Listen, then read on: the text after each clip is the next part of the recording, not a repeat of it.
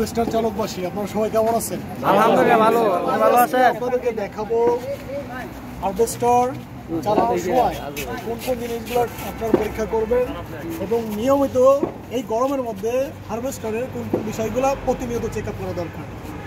প্রথমেই যে এখন বর্তমানে প্রায় 40 ডিগ্রি বা 43 ডিগ্রি সেলসিয়াস টেম্পারেচার চলছে, তো আপনারা মাঠে যখন হারভেস্টার চালাবেন আপনাদের কাজ হচ্ছে প্রতিদিন ইঞ্জিন অয়েল লেভেল চেক করতে হবে, তারপরে কুলান্ট চেক করতে হবে, হাইড্রোলিক অয়েল চেক করতে হবে, সেই সাথে প্রত্যেকটা গ্রিজিং পয়েন্টে গ্রিজিং করতে হবে, ঠিক আছে?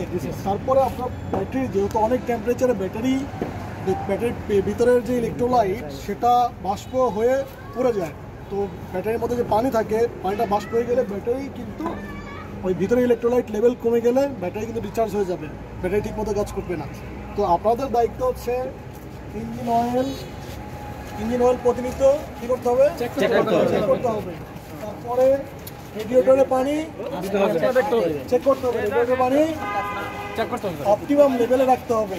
তারপরে ট্রান্সমিশন অয়েল, গিয়ার অয়েল অথবা লুব অয়েল যেটাই আছে বা আপনাদের হাইড্রোলিক অয়েল, সেগুলো কিন্তু অপটিমাম লেভেলে আছে কিনা সেটা কিন্তু পরীক্ষা করতে হবে। এবং যে সমস্ত জায়গায় গ্রিজিং পয়েন্ট আছে সঠিকভাবে গ্রিজিং করতে হবে, যেমন কাটিং ব্লেডে, তারপরে এখানে যে আপনার কাটিং ব্লেড, কাটিং হেড, এইসব সমস্ত জায়গায় গ্রিজিং পয়েন্ট আছে, গ্রিজিং করতে হবে।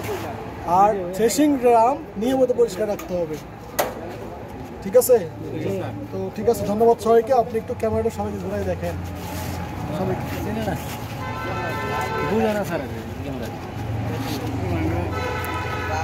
মুরব্বি টুরবি দেখো